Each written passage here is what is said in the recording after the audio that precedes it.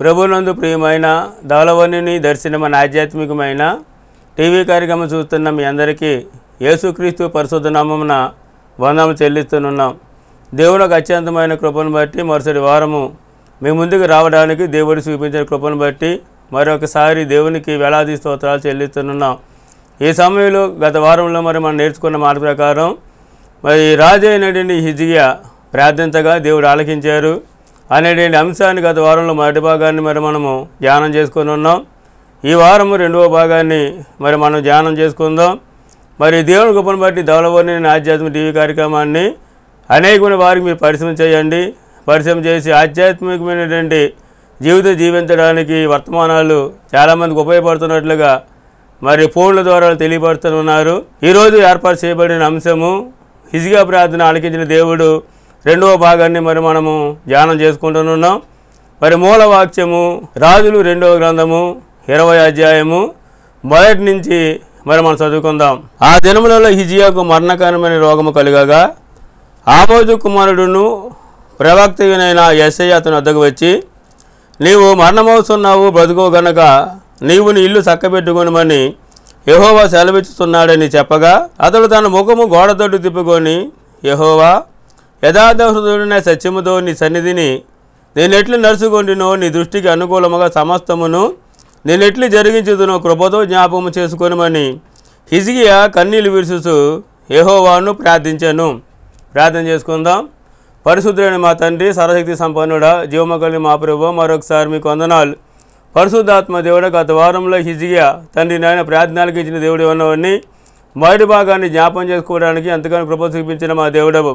ఈ వారం మరొకసారి రెండవ భాగాన్ని మేము జ్ఞాపం చేసుకుంటుండగా తండ్రి నేను అనేకమైన విషయాలు తండ్రి హిజ్కియా గురించి మాకు నేర్పించి మేము కూడా ప్రార్థన చేయగా మా ప్రార్థన ఆలకించే దేవుడు అని మేము గుర్తించి హిజ్కియా ఎలాగే జీవితాన్ని కొనసాగించుకొని ఆధ్యాత్మిక జీవితం స్థిరపరిచి ఉన్నారో అదే ప్రకారం మా జీవితాలకు కూడా ఆత్మీయమైన తండ్రి జీవితం నాయన ఎదగడానికి ప్రభా మీరే మాకు సహాయం చేసి ఈ వారము స్పష్టంగా మీరు మాతో మాట్లాడి నీ నామమును ఘనపరచుకోమని ధవళవనుని దర్శనం మన ఆధ్యాత్మిక టీవీ కార్యక్రమం చూస్తున్న ప్రతి కుటుంబాన్ని మీరు దీవించి ఆశీర్వదించమని యేసు ప్రభు పేట ప్రార్థించి వేడుకొనుచున్నాను మా తండ్రి, ఆమేన్. ఆ దినములలో హిజ్కియాకు మరణకరమైనటువంటి రోగం ఒకటి కలిగిందని ఆమోజు కుమారుడు అనేటువంటి ప్రవక్త అయిన యెషయా ద్వారా దేవుడు కబురు పంపించారు హిజ్కియాకు.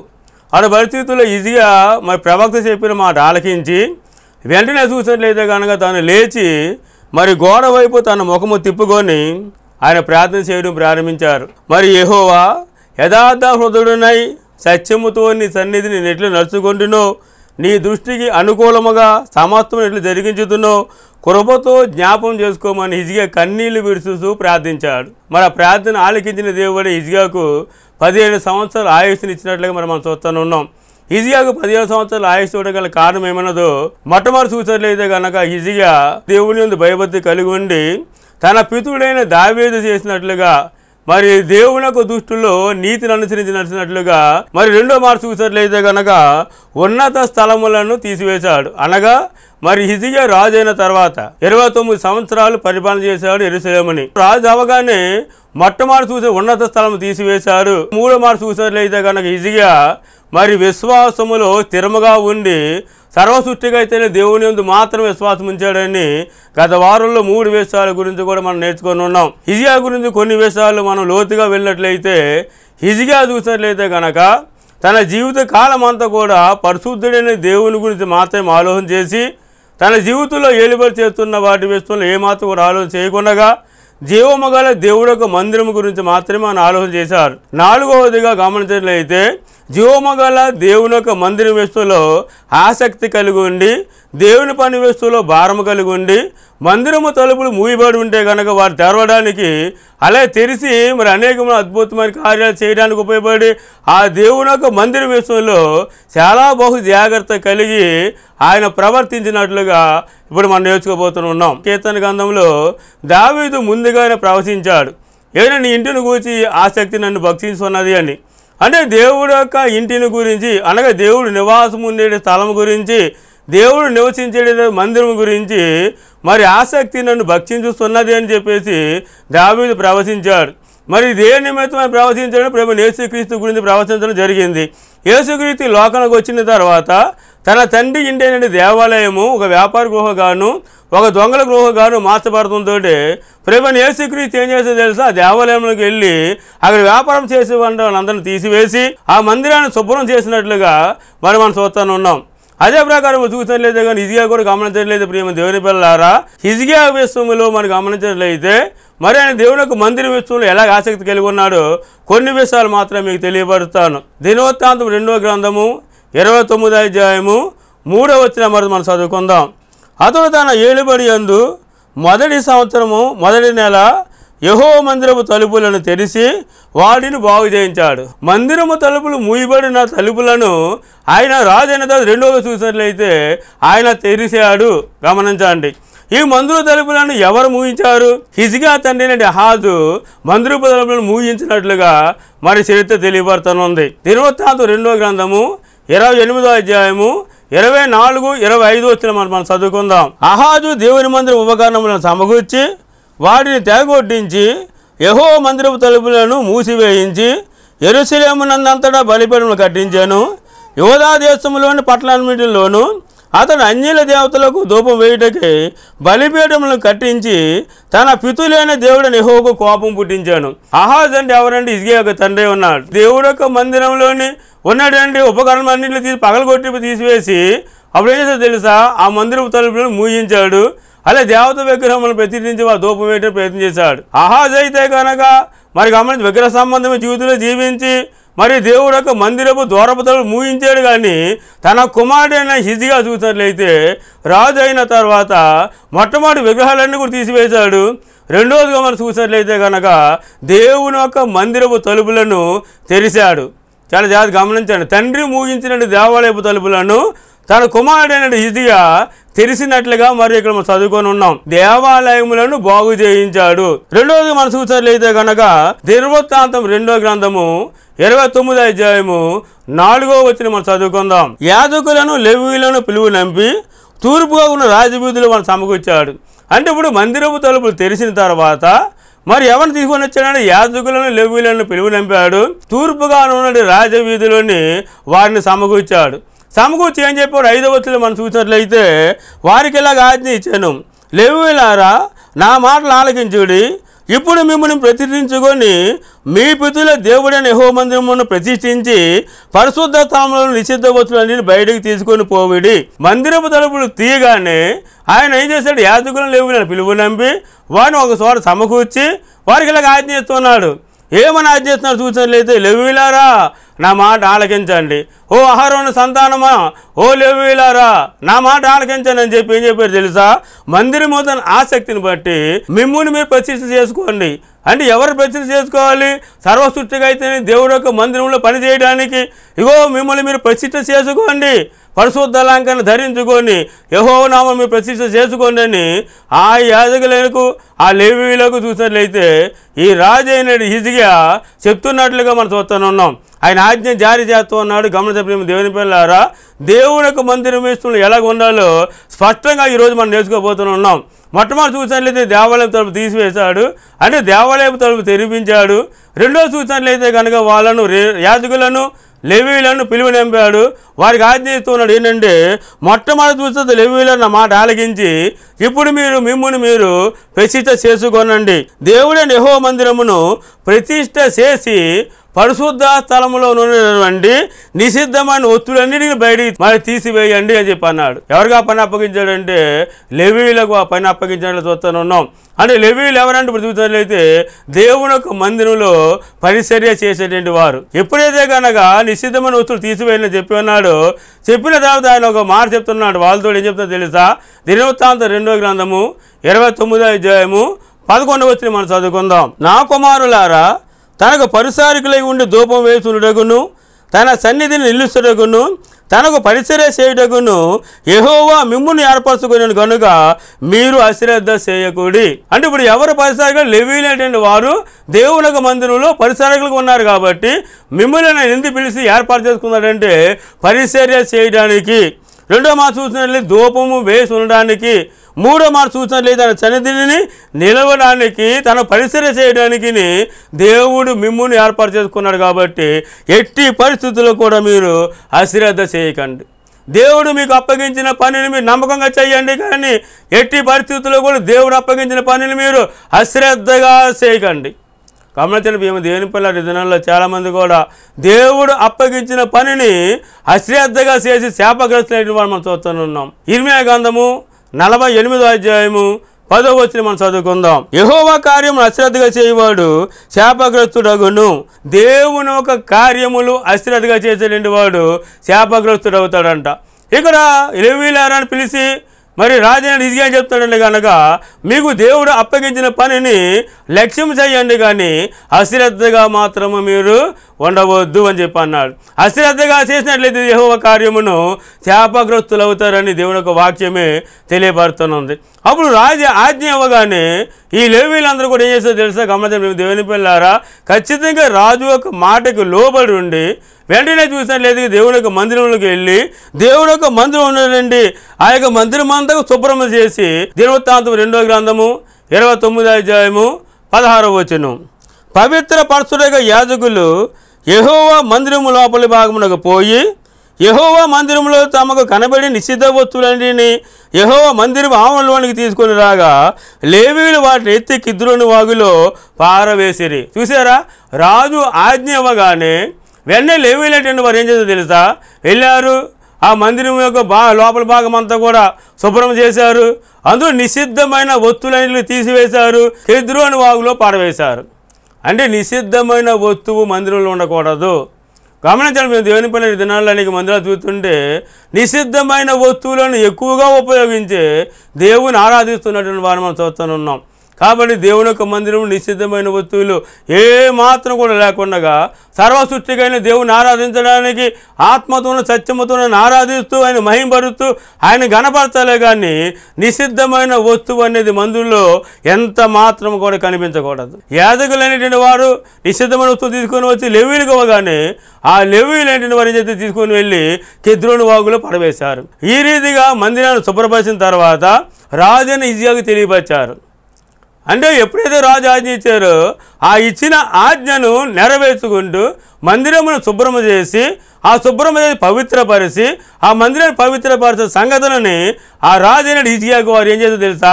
తెలియపరిచారు. దినవృత్తాంతం 2వ గ్రంథము 29వ అధ్యాయము 20వ వచనం మనం చదువుకుందాం. అప్పుడు రాజైన హిజ్కియా పెందగడ లేచి పట్టణపు అధికారులను సమకూర్చుకొని యెహోవా మందిరమునకు పోయాను. మందిరము పవిత్రపరచబడిన తరువాత ఆ సంగతి రాజైన హిజ్కియా చెప్పగానే ఆ రాజైన హిజ్కియా చూస్తే కనుక బద్దకించలేదు. ఎందుకంటే తెలుసా? దేవుని యొక్క మందిరం విషయంలో శ్రద్ధ కలిగిన వాడు, దేవుని యొక్క మందిరం విషయంలో ఆసక్తి కలిగిన వాడు, దేవుని యొక్క మందిరము తెరవబడాలి, అనేక మంది వారు వచ్చి ఆ మందిరంలో నుండి గొప్ప ఆశీర్వాదం పొందుకోవాలి, మందిరానికి వచ్చి దేవుని ఆరాధన చేయాలి, మందిరానికి వచ్చి దేవుని మహిమపరచాలి, మందిరానికి వచ్చి దేవుని స్తుతించాలి, మందిరంలో దేవుడు చేసే అద్భుతమైన కార్యాలను వారు పొందుకోవాలి అని ఉద్దేశంతో రాజు ఎంతగానో హృదయం అంతా కూడా తహతహలాడిపోతూ ఆ జీవమగల దేవుని యొక్క మందిరాన్ని శుభ్రపరిచి ఎప్పుడు ఆరాధనలు అందరూ మొదలు పెడదామా, ఎప్పుడు దేవుడికి బలి అర్పణ అర్పిద్దామా, ఎప్పుడు దేవుడి కృతజ్ఞత అర్పణ అర్పిద్దామా, ఎప్పుడు దేవుడిని మహిమపరుద్దామా, ఎప్పుడు దేవుడితో సహవాసం చేద్దామా, ఎప్పుడు దేవుడిగా జీవిద్దామా, ఆ దేవునికి ఎప్పుడు మనం నైవేద్యం ఏర్పాటు చేసుకుందామా అని ఎంతో ఆశతో ఉన్నటువంటి ఈ యొక్క హిజ్కియా చూసినట్లయితే ఏ మాత్రం తడవ చేయలేదు, ఏ మాత్రం కూడా ఆలస్యం చేయలేదు, పెందలగాడ లేచాడు. దేవుని యొక్క మందిరానికి వెళ్ళడానికి అయినా పెందలగాడ లేచి ఏం చేస్తే తెలుసా? పట్టణపు అధికారులందరూ కూడా సమకూర్చి వారందరినీ కూడా చూసినట్లయితే దేవుని యొక్క మందిరాన్ని నడిపించాడు. చూడండి, దేవుని యొక్క మందిరానికి హిజ్కియా వెళ్ళడమే కాదు, కానీ పెందలగాడ లేచి దేవుని యొక్క మందిరానికి పట్టణపు అధికారులందరినీ కూడా తీసుకొని వెళ్ళినట్టుగా చూస్తున్నాం. దినవృత్తాంతం 2వ గ్రంథము 29వ అధ్యాయము 21వ వచనం మనం చదువుకుందాం. రాజ్యము కొరకును పరిశుద్ధ స్థలము కొరకును యోధావారి కొరకును పాపయార్థ బలి చేయుటకై 7 కోడెలను 7 పొట్టేళ్లను 7 గొర్రె పిల్లలను 7 మేకపోతులను వారు తెచ్చి ఉంచారు గనుక అతడు యెహోవా బలిపీఠం మీద వాటిని అర్పించడని అహరోను సంతతి వారి యాజకులకు ఆజ్ఞాపించాను. దేవుడికి అర్పించవలసిన అర్పణలన్నీ కూడా చూసినట్లయితే రాజైన హిజ్కియా మాత్రం ఏమాత్రం పట్టించుకోకుండా ఆ అర్పణలు ఎవరు అర్పించాలంటే వారికి అనగా లేవి సంతానం యాజకులు పిలిచి వారికి ఇచ్చి, అయ్యా ఇదిగో మన దేశం కొరకు పరిశుద్ధమైన స్థలము కొరకు యోధావారి కొరకు పాప పరిహార్థ నిమిత్తం ఇదిగో వీళ్ళు తీసుకొని వెళ్ళి మీరు అక్కడ దేవుడికి బలి అర్పించండి తీసుకొని అహరోను సంతతి వారకు యాజకులకు ఆయన ఆజ్ఞాపించాడు. ఎవరు చేయవలసిన పని వారికే అక్కడ ఈజీగా అప్పచెప్పాడు, కానీ చేయకూడని పని మాత్రం ఈజీగా ఎంత మాత్రం చేయలేదండి.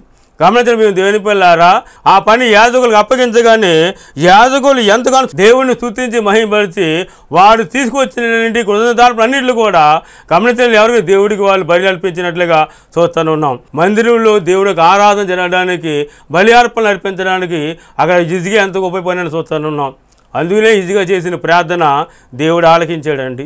గమనించిన మేము దేవుని పిల్లారా, ఈ భాగం మనం జ్ఞాపం చేసుకున్నాం. మరొక భాగం చూసినట్లయితే కనుక ఈజీగా ప్రార్థనా పరుడు. ఈజీగా ఎటువంటి వాడు అంటే కనుక ప్రార్థనా పరుడు. చూడండి, ఒక దినాలు చూసినట్లయితే కనుక అసూరు రాజు వాడు ఏం చేసేది తెలుసా? వీళ్ళ మీదకి అనగా యెరూషలేము యూదా జనాంగం మీదకి దండెత్తి రావడానికి సిద్ధపడి ఉండి రబ్షాకేను అతని చేత కబురు పంపించడం జరిగింది. ఆ కబురు పంపించిన తర్వాత ఆ సంగతి గమనించినట్లయితే కనుక చదివినాడు అనే పత్రికను బట్టి ఈజీగా చూసినట్లయితే కనుక చాలా భయపడ్డాడు. అయినప్పుడు కూడా దేవుడి సేవకుడి దగ్గర విచారణ జరిగించాడు. విచారణ జరిగించి ఏం చేసి తెలుసా? ప్రార్థన చేయడం ప్రారంభించాడు. అంటే ఇప్పుడు శత్రువు ఏంటంటే వారు దండెత్తి రావడంతో ఆ శత్రు సమూహం నుండి విడిపించబడాలని ఆయన ప్రార్థన పడు కాబట్టి ప్రార్థన చేస్తూ దేవుని నా జీవితాన్ని అర్పించి ప్రభా మీరే కాపాడాలి అని చెప్పేసి దేవుని సన్నిధిలో ఈజీగా ప్రార్థన చేయడం ప్రారంభించాడు. ఎప్పుడైతే ప్రార్థన చేయడం ప్రారంభించాడో ఈజీగా ప్రార్థన ఆలకించిన దేవుడు అద్భుతంగా ఆ రాత్రి యెహోవా దూత చేత శత్రు సమూహంలో నుంచి 185,000 మందిని హతమార్చినట్టు చూస్తున్నాం. అలాగే ఒక ప్రార్థన సూచన ఫలితం ఏమైందంట?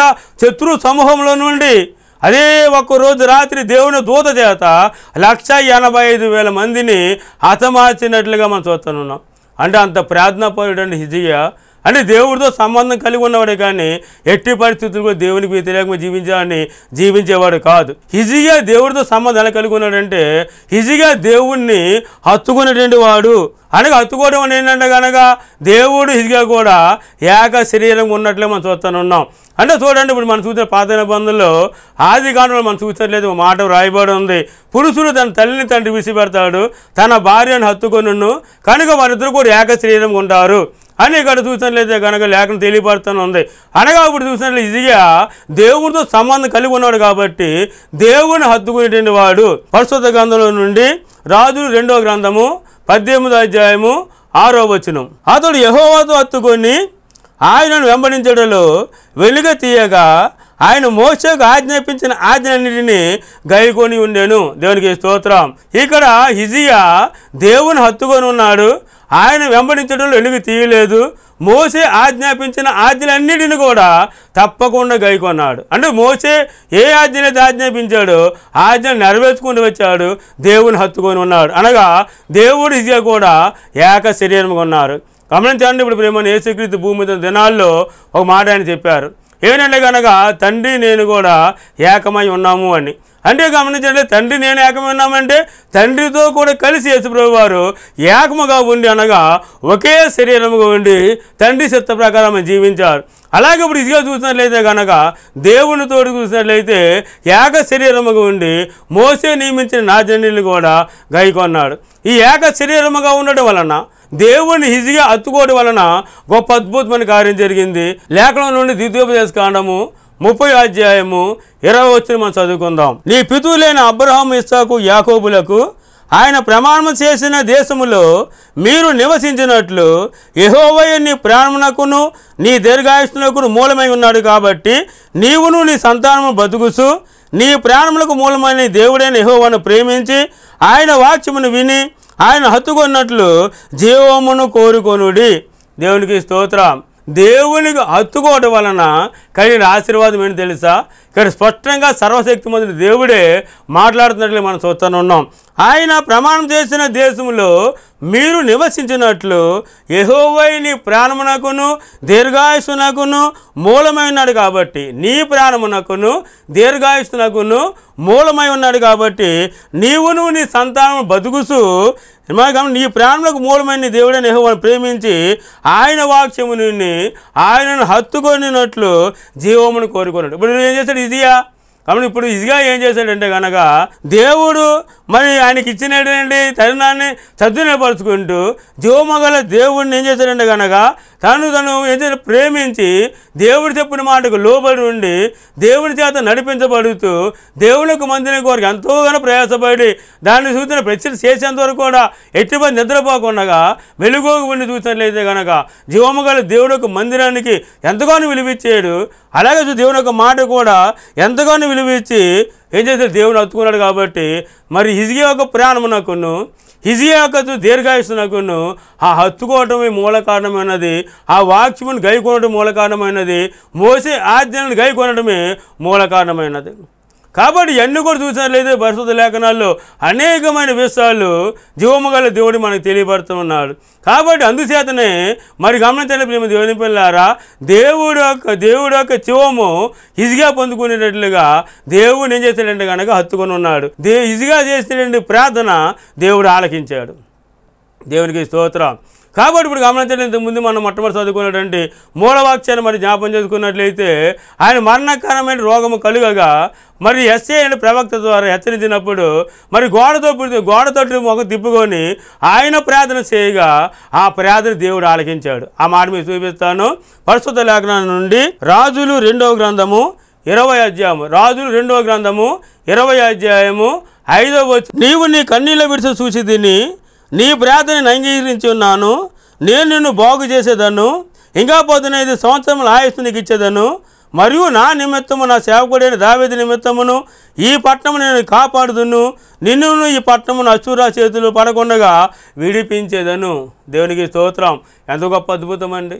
హిజ్కియా చేసినటువంటి ప్రార్థన దేవుడు ఆలకించి ఏం చేస్తాడో తెలుసా, వెంటనే చెప్తాడు, అయ్యా నీ ప్రార్థనను అంగీకరించి ఉన్నాను, నీ కన్నీళ్ళు నేను చూశాను, ఇక నీకు చూసినట్లు నిన్ను బాగు చేస్తాను, నేను 15 సంవత్సరాల ఆయుష్ను నేను ఇస్తున్నాను.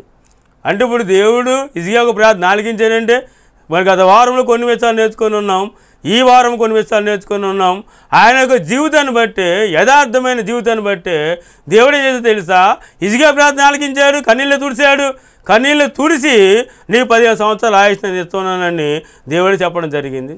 అంటే ఈ దినాల్లో చూసిన ఆయుష్ను మరి పొందుకోవడం మన అసాధ్యమే, కానీ జీవమారణం ప్రేమైన దేవునికి చేతులు ఉన్నాయి. కాబట్టి ఇక్కడ హిజ్కియాకు 15 సంవత్సరాల ఆయుష్ని ఇచ్చినట్టు చూస్తున్నాం. హిజ్కియా చేసినటువంటి ప్రార్థన దేవుడు ఆలకించాడంటే హిజ్కియాలో గొప్ప లక్షణాలు ఏమైనాయో గత వారం ఈ వారం కూడా మనం నేర్చుకొని ఉన్నాం. ముఖ్యంగా ఆ మాటలను చెప్పి మళ్ళీ ఒకసారి మీ జ్ఞాపం చేస్తాను. హిజ్కియా చూసినట్లయితే కనుక దేవుని దృష్టిలో మొట్టమొదటిగా నీతిని అనుసరించి నడుచుకొని విగ్రహ సంబంధమైనది ఏది ఆ దేశంలో లేకుండా సమస్తమును తీసివేసినట్లు చూస్తూనే ఉన్నాం. సర్వసృష్టికి అయితే దేవుని ముందు మాత్రమే విశ్వాసం ఉంచినట్లుగా మనం చూస్తూనే ఉన్నాం. మూడో మాట చూసినట్లయితే కనుక మూయబడిన దేవాలయపు తలుపులను తెరవజేసి దేవుడి యొక్క పనివేశంలో శ్రద్ధ కలిగినట్లుగా మనం చూస్తూనే ఉన్నాం. నాలుగో మాట చూసినట్లయితే కనుక మరి ఆయన పెద్దగాడే లేచి మరి ఊరి పెద్దలందరినీ కూడా సమకూర్చి దేవుని యొక్క మందిరానికి తీసుకొని వచ్చినట్లుగా మనం చూస్తూనే ఉన్నాం. హిజ్కియా మరి చేయవలసిన పని చేసుకుంటున్నాడు, కానీ అర్పించవలసిన అర్పణలు యాజకులు మాత్రమే పనిని అప్పగించినట్లుగా చూస్తూనే ఉన్నాం. తర్వాత చూసిన హిజ్కియా చేసే ప్రార్థన ద్వారా శత్రు సమూహము ఓడిపోయినట్లుగా హిజ్కియా యొక్క ప్రార్థన జీవితం మనం చూస్తూనే ఉన్నాం.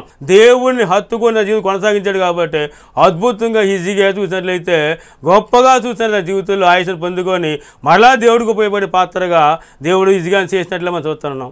కాబట్టి మేము దేవుని పిల్లలు ఈరోజు హిజ్కియా యొక్క ప్రార్థన ఆగించి ఎన్నో అద్భుతమైన కార్యాల ద్వారా హిజ్కియాని స్థిరపరిచి ఉన్నాడు. హిజ్కియాని చూసినట్లు ఎలాగా చూసినట్లయితే తండ్రి దేవుడు హిజ్కియాకు ఎలాగా గమనించట్లేదు ఆయుష్ని ఇచ్చాడు మనం విన్నాం. కాబట్టి హిజ్కియా ప్రార్థన ఆలకించిన దేవుడు మన ప్రార్థన కూడా ఆలకిస్తారు. కాబట్టి హిజ్కియా జీవితం వల్ల మన జీవితాలు ఉండాలని ఈ దినాన్ని ఏర్పాటు చేస్తున్న అంశము గత వారంలో చెప్పిన అంశం మనకు తెలియపరిచింది. అటు కృపతో మనం ఉండేలాగా ప్రార్థన చేసుకుందాం. ప్రార్థన. పరిశుద్ధుడైన మా తండ్రి, సర్వశక్తి సంపన్నుడా, జీవమగలి మా ప్రభువా, మరొకసారి మీకు వందనాలు. పరిశుద్ధాత్మ దేవుడా, ఈరోజు మీరు మాతో మాట్లాడినందుకు మీకు వేలాది స్తోత్రాలు. అవును ప్రభు, మా జీవితకాలం అంతా కూడా నీకు ఇష్టమైన ప్రకారం మేము జీవించాలి మాతో మాట్లాడు. అవును హిజ్కియా ప్రభు నాయన మందిర విషయంలోని ఎంతగో ఆసక్తి కలిగి ఉండి శ్రద్ధ కలిగి ఉన్నాడు. అలా చూస్తే నేను హత్తుకొని ఉన్నాడు అయ్యా. అది విశ్వాసంలో ఎంతగానో ఎదిగినట్లు చూస్తూనే ఉన్నాం. నీతిని అనుసరించి విగ్రహ సంబంధి వాడు తీసివేసిన చూస్తూనే ఉన్నాం. అంత మాత్రమే కాదు కానీ ప్రభువా, తన జీవితకాలం అంతా కూడా చూసినట్లయితే తను చేయవలసిన పని మాత్రం చేశాడు. కానీ ఆయన అదిగో యాజకులు అప్పగించే పని అప్పగించాడు. కానీ తను ఎంత మాత్రం కూడా నాయన యాజకులు చేయవలసిన పని ఆయన చేయలేదయ్యా. పరిశుద్ధ గదులు కొంతమంది రాజులు అయితే కనుక యాజకులు చేయవలసిన పని ప్రభు వాళ్ళు చేసి ఎంతగానో వాళ్ళ జీవితం శాపగ్రస్తులు చూస్తున్నాం. కాబట్టి పరిస్థితి నాయన ఇదిగో లేకుండా తండ్రి తను భద్రపరుచుకుంటూ యాజకులు అప్పగించిన పని బట్టి ఎంతగానో మీకు వందనాలు చెల్లిస్తున్నామయ్యా. కాబట్టి ఇదిగా తండ్రి అది జీవితాన్ని కొనసాగించి ఆత్మ సంబంధం జీవితంలో బలపరచబడి అదిగో జీవము గల దేవుడు మీ ద్వారా ప్రభు 15 సంవత్సరాలు ఆయుష్ పొందుకున్నాడు చూస్తున్నాం. కాబట్టి ఆయుష్నిచ్చిన ఇదిగాను కూడా ఎలాగైతే కానీ తన జీవితకాలం అంతా కొన్ని నీకు ఇష్టమైన ప్రకారము జీవించ ఉపయోగపడే పాత్ర తీసుకొని ఉన్నావు, అదే ప్రకారం మా జీవితంలో కూడా తండ్రి నేను పాపం చేత అపరాధం చేతను చచ్చినటువంటి వారు మా జీవితాలను ప్రభువా శిలువ యాగము ద్వారా తండ్రి పునరుద్ధరింపజేసి నీ యొక్క రక్త శుద్ధి చేసి తండ్రి మాలో ఉన్న పాపం తీసివేసి మరణంలో జీవంలో దాటించి నేను ఆమెను గణపరచుకోమని తండ్రి ప్రార్థిస్తున్నాం. ఈ వాక్యం విన్న ప్రతి కుటుంబాన్ని మీరు దీవించి ఆశీర్వదించండి, ఆధ్యాత్మిక జీవితంలో బలపరచండి, అనేకమైన ఆశీర్వాదకరంగా ప్రతి కుటుంబాన్ని తీర్చిదిద్ది దళవర్ణుని దర్శనం ఆధ్యాత్మిక టీవీ కార్యక్రమం చూస్తున్న ప్రతి కుటుంబాన్ని సకలాదులు దింపి పరిపూర్ణమైన మారుమని సన్నిహించి ఆ కుటుంబాలన్నీ కూడా ప్రభుని రాజ్యానికి వారసులుగా చేసుకోమని తండ్రి ప్రార్థిస్తున్నాం. దళవర్ణి దర్శనం ఆధ్య టీవీ కార్యక్రమం అంతా కూడా తండ్రి నేను అందరికీ కూడా అనేకమైన ఆశీర్వాదకరంగా ఉండేటట్లుగా తీర్చిదిద్ది మీరు ముందుకు నడిపించమని తండ్రి ప్రార్థిస్తున్నాం. అలాగే తండ్రి ఈరోజు గొప్ప తరుణాన్ని బట్టి మీకు ఎంతగా వందనాలు చెల్లిస్తూ యేసుక్రీస్తు పరిశుద్ధ నామమున స్తుతించి వేడుకొనుచున్నాను మా తండ్రి, ఆమేన్. మన తండ్రి అయిన దేవుని యొక్క ప్రేమయు యేసుక్రీస్తు వారి యొక్క కృపయు పరిశుద్ధాత్మక అన్యోన్య సహవాసం ఆదరణ ఇప్పుడు ఎల్లప్పుడూ మనకి అయిన బిడ్డలకు దళవర్ణుని దర్శనం ఆధ్యాత్మిక టీవీ కార్యక్రమం చూస్తున్న ప్రతి కుటుంబానికి సదాకాలము తోడుకు నడిపించును గాక. ఆమేన్, ఆమేన్, ఆమేన్. అందరికీ వందనాలు. దేవుడి మీద దీవించును గాక. ఇంతవరకు మీరు వినేటువంటి ఈ వాక్యము ఆత్మీయ మేలు మీరు పొందుకున్నట్లయితే కనుక మీ ప్రార్థన అవసరాలు మాకు తెలియపరచండి. మీ గురించి మేము అనుదినం కూడా ప్రార్థన చేస్తాం.